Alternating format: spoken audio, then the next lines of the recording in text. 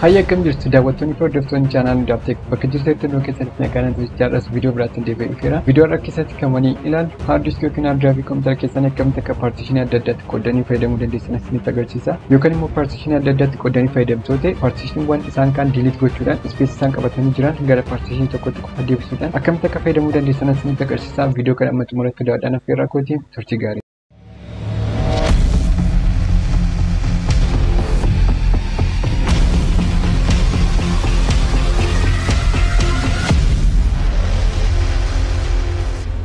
Tole daawwattoota keenya jalqaba diispiisii bannee seenaa diispiisii kompiitara keessan irraan qabdan yoo immoo sarchi gochuudhaan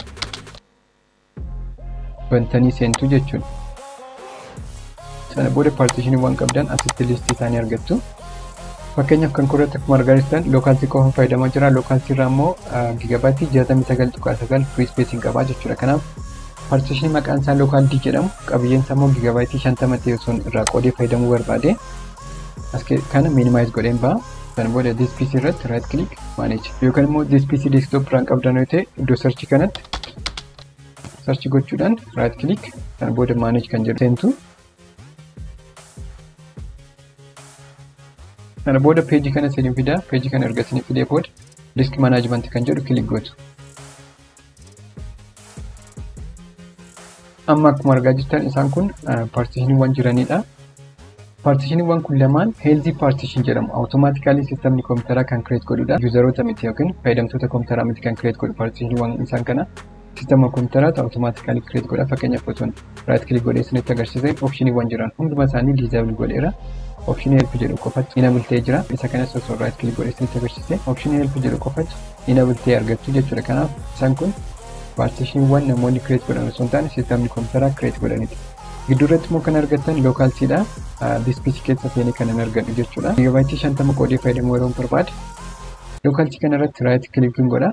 Sana booda shrink volume.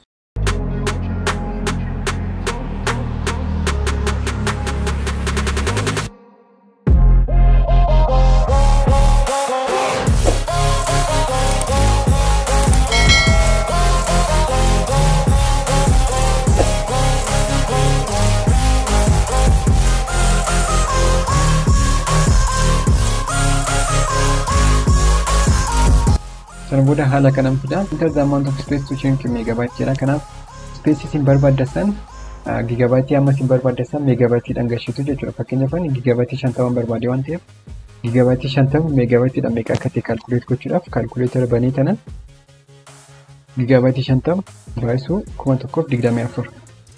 Sababni isaa giigabaatiin tokko meegabaatii 1024 waan ta'eef jechuudha. GB 50 barbaadu yoo ta'e meegabyteedhaan meegabaatii 51 fi 200 na barbaachisaa jechuudha.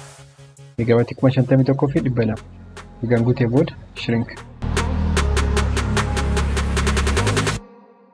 Kana booda haala kanaan giigabaatii 50 unallocate jedhee isinitti agarsiisa. Kana jechuun giigabaatii 50 lookaalsii irraa qooddateera garuu diispiisii bantanii hin argattanii jechuudha. Paartishinii kana fakkeenyaaf keessan refresh godhee isinitti agarsiise lookaalsii irraa ispeesii qooddateera. Akkuma argattan giigabaatii 19.9 jechaadha.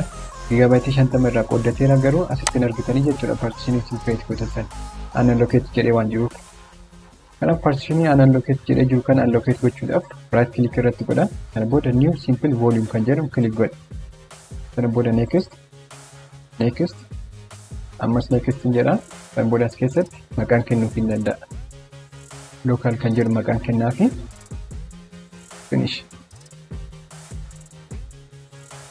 Kana booda local D jedhee dhufeera jechuudha. Amma diispiisii banee yeroo seenu nan argadha jechuudha. Akkuma argattan local D jedhee ispeesii inni qabu immoo giigabaatii 49.9 dha jechuudha. Giigabaatii muraasa irra isinitti agarsiisa. Paartishinii kana immoo hin barbaadu yoo ta'e yookaan immoo delete godheetoo ispeesii inni qabatee jiru gara asitti deebisee akkuma duraatti fayyadamuu yeroo barbaade immoo bakkuma ammaattan deebi'a. Kan booda local D kan jedhu right click kana booda delete volume kan jedhu filadhaa jechuudha.